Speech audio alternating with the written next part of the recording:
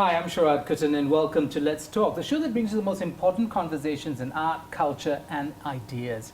And today we're going to be talking about a new film. It's called ROH, which I guess I can liberally translate as spirit, soul. My guests, before I introduce them, have already piped in soul. That's it. It is a Kuman Pictures presentation, and I have with me the executive producer, the director, and one of the actors in a very small cast film, ROH. Thank you so much for joining me, Amir Muhammad, Emir Ezwan, and Farah Ahmad. Thank you all for being here. The film is out in the cinemas, and I've seen it, and I was very lucky to see it because it has very, very interesting and complexities about it. At the same time, it's a very simple film. Emir, can I begin with you? Since you're the writer, you wrote the story, and you're basically the director, could you tell us what can actually be said about this film without it being a spoiler? Tell us something about the film. It's just about a family living in the jungle. They were visited by a lost child. Then they took her in. Then the next day, she told them that all of them going to die. So that's how it begins. Yeah. And exactly is how the film is. But it's unfolding, and the kind of dramatic tension that's held throughout the film is very interesting. So when you talk to people about the film, without giving away the plot, what do you tell them this film is about? I mean, how do you, apart from setting up the premise as you just did, Emir, what is it that you say this film is about? This film is a mystery horror. I would say that it's a mystery horror film. Right, okay, so you set it up in terms of its genre. I'm going to turn to Amir Muhammad, the executive producer, the man who set up Kuman Pictures, an old friend, of course. Amir, I mean, as you talk to other people about this film, and you talk to financiers and we talk to film festivals. And I think it's already mentioned it premiered in the Singapore International Film Festival late November last year. What do you say this film is about? We normally give synopsis, just basically what the premise. That's kind of the premise. We don't sort of oversell the theme or whatever, because it's something that, you look for yourself, you look at it and then see what you think about it. I mean, we don't have to, because they're used to seeing so many kinds of films anyway. So if you claim it's all kinds of things, it may fall short. But so you're setting expectations reasonably because we don't want to tell them how to see it, I think, because they're used to seeing and judging films. So let them watch it with an open mind.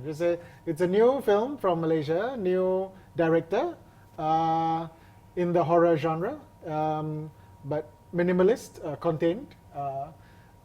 So everything else is up to them to decide. Right, okay. As somebody who acted in the film, how do you describe it to people who've asked you, what is this film about? Actually, this film is about, I think, human.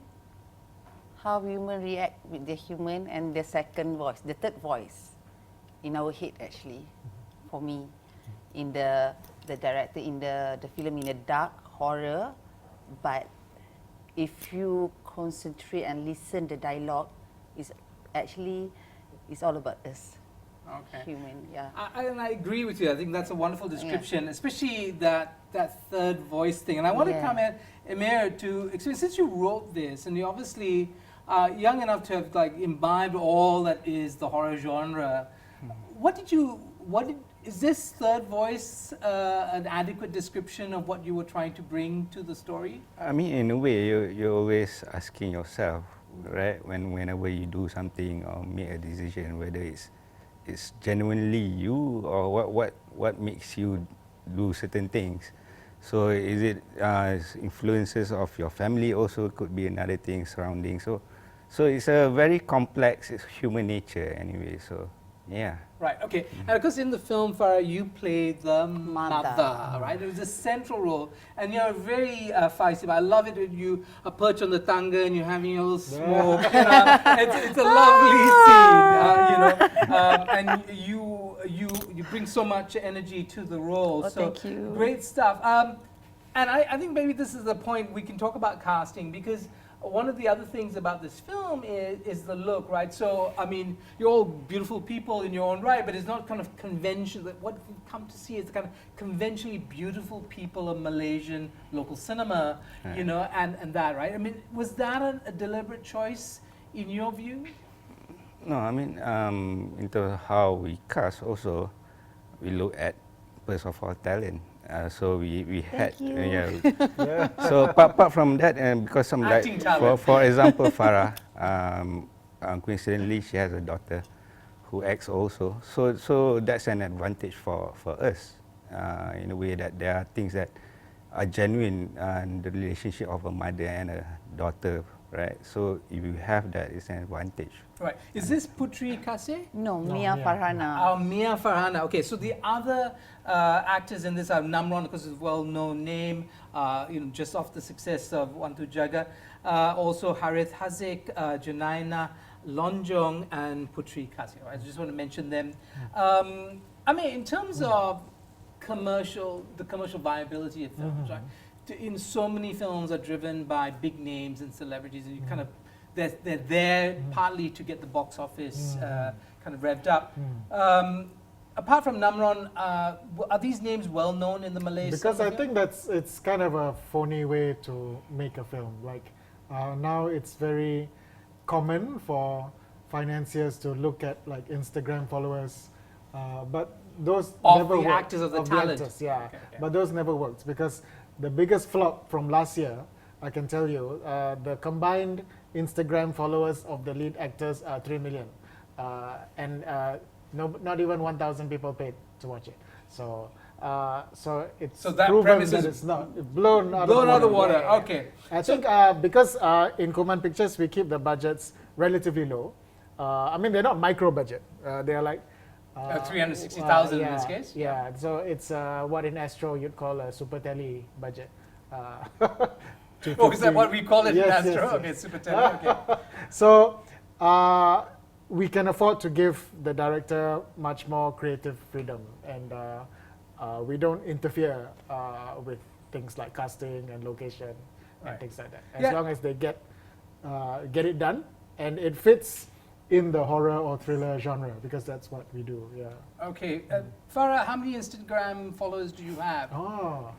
Do you have any? It's 74.5, I think. Yeah. 76. 70.5 people or thousands? Okay. Oh my Yeah. goodness. Okay. Well, I've got like More than 100 and something. So we're gonna take a short break as I try to boost my Instagram numbers. Stay tuned to Let's Talk.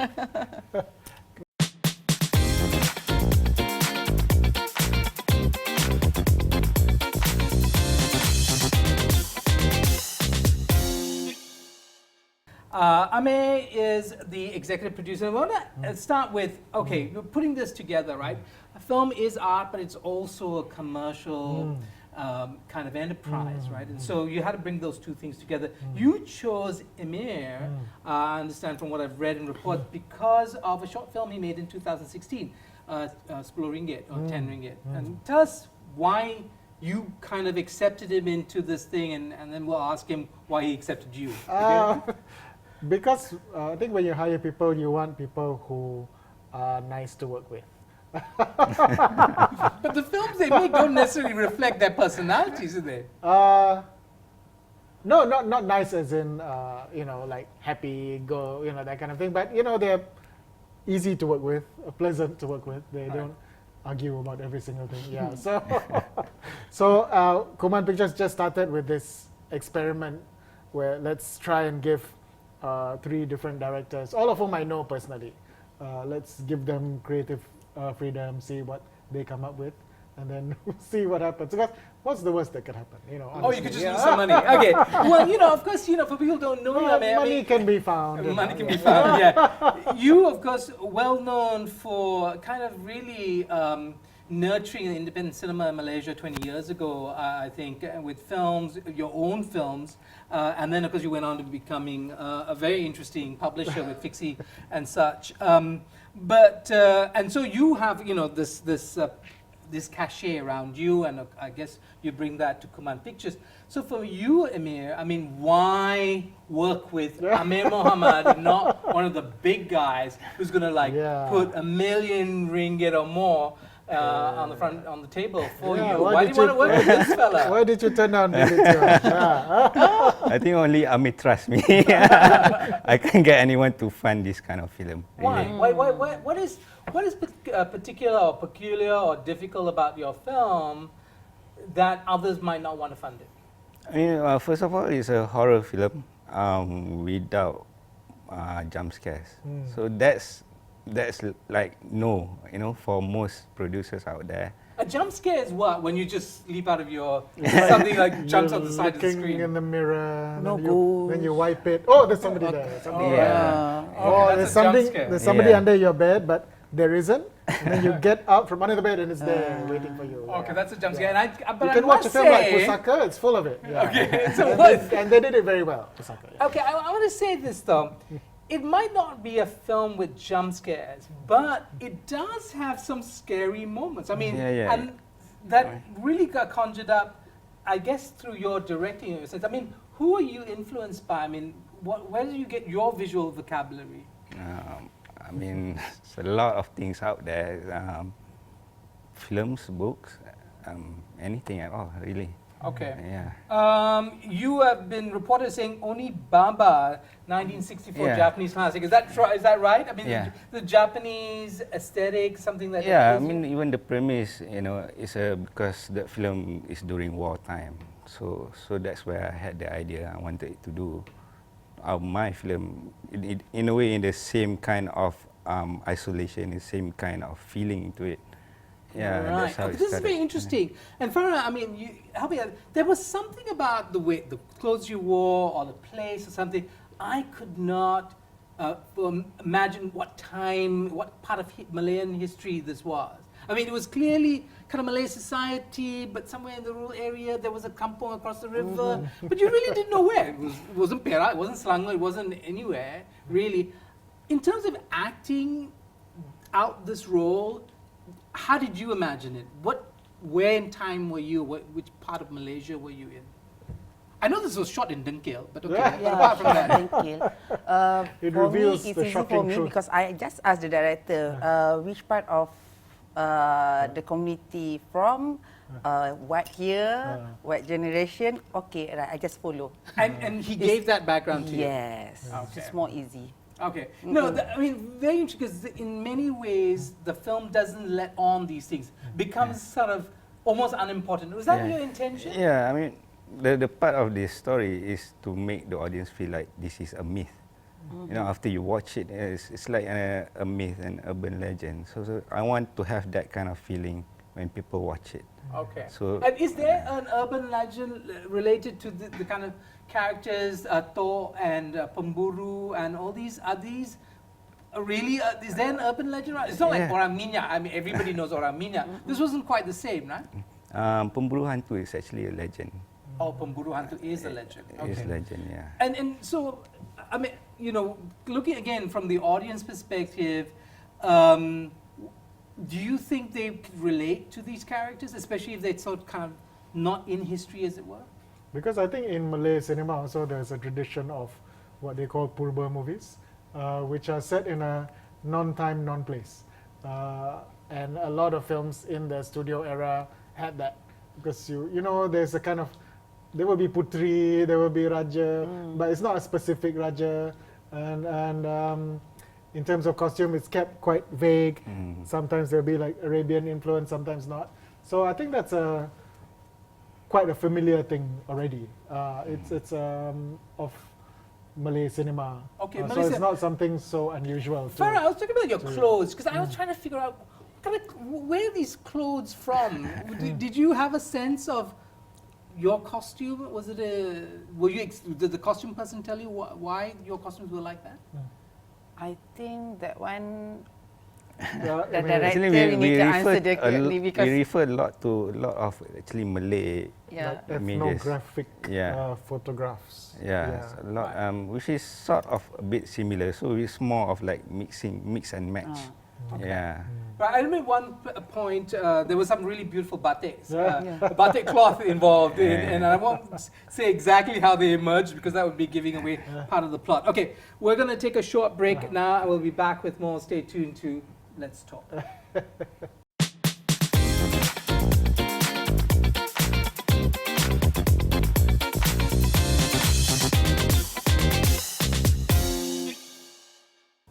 Welcome back to Let's Talk. I'm Sharaad. With me, Farah, Amir, and Amir, all involved in ROH, a new film out in the cinemas, and one that's really quite intriguing in how uncluttered it seems to be, and how pure the storytelling is. And I think we're seeing it now, like in films like Invisible Man, which I've watched recently. Also, very, very just pure storytelling, great camera work. So tell us a little bit about that, about the styling, and the use of camera. And were you looking to use it in particular ways? I mean, the beautiful framing of the jungle. You see the canopy, you see the bamboo, and so on and so forth. I mean, what was it that you were trying to create in that? I mean, in terms of how we decide on the shots, we look at the locations as character also. Even the camera has its own character for us. I mean, the way it moves or the way it sort of the stillness of it. In a way, we wanted the audience to feel a bit far from the characters and also feels cold. So we have that to create certain feeling when you do like a feature-length film like this. So when you create a character for this camera movement and things like that, so it has a consistency of the flow of the story. Right. I mean, one thing is also true is the sound. I mean, there's so much Malaysian cinema with terrible sound, and this had really great sound. And the sound, like the landscape, was a character, because I remember, and not to give anything away again, how the sound really plays on your mind in many parts and points of the film, the storytelling. Amir, you've been reported saying that you'd never interfere and you gave everybody creative license. Is that true? Did he ever give you feedback during this process? He must have. I mean, and wouldn't you want to get Amir's feedback? He did give us a lot of advices, which helps. He did? You call it advice. So you never interview, you just give advice. Oh, I see, okay. So what were your main concerns, Amir, in making this film? And how did you communicate it to a young director? I mean, you're not new in film, but it's your first feature. First feature. Well, what is it that you speak to directors about? I mean, what is it that you want them to keep in mind? Well, make sure the budget is not exceeded. Apart from the finances, I mean, surely, your sense of, aesthetics, I mean, to the extent that your films have any kind of aesthetic, but that's an entirely other show. Did you weigh in on their approach? I don't think so. I don't remember interfering. In fact, I don't remember giving any advice, so I don't know what I was talking about. I think, because I think when we say we do only horror or thriller films, I think that's not meant to limit a person. So in a way, we are saying you can do any film you want, as long as it's horror or thriller. So there's so many possibilities within these genres itself, which I think we have not explored, and which should be quite exciting, because when you look at maybe other countries, what they've done with these, something like Parasite. I mean, it's such an overused example. It's a thriller. It's a brilliant example, and it's a thriller, right? I mean, and a metaphor and deep social commentary on South Korean society, right? And something like Bad Genius, I would be so proud to have something like that, where it's a thriller, and it became such a success, even though it did not rely on internationally famous actors at all. Right. I do want to ask you this, Emir. I mean, look at other films, and even like the success of the runaway success of The Invisible Man, based on a 19th century novel, by H.G. Wells. Where do you go for inspiration? Are you looking at literature? Are you looking at short stories? Where do you get these other stories? Where's your next story going to come from? I have no idea. I mean, really, you need to dig in a lot of things. I mean, you have to watch films, you have to read books, you have to look at even. I have like a sort of like a board where I keep all the images, whatever I can find, I will put into once. Then from there, maybe you get something out of it. It was really that, you know. Right, so you're constantly researching. And you hear this about writers too, you know. Some of them who have this shoebox and they keep notes from 2 years and one of these days it's going to make some sense. Farah, for you as an actor working in film, is film the medium that you work in, or do you work in other? Yeah, I do theatre. Okay. And right. And for you, is film something that you enjoy doing? yes, I enjoy because for the ROH, I enjoy because the script, the character is one of my wish lists. The dirty, the dark story, and then horror story. And I heard you. But mostly film that I did is horror movie. Okay, you got eaten by mosquitoes a lot. You said. Yes, at the film a show. lot, a lot. A lot of mosquitoes in Dunkirk. Amir, where do you think Malaysian film? I mean, there's a lot of people who talk about Malaysian film, and we had new leadership in FINAS and stuff like that.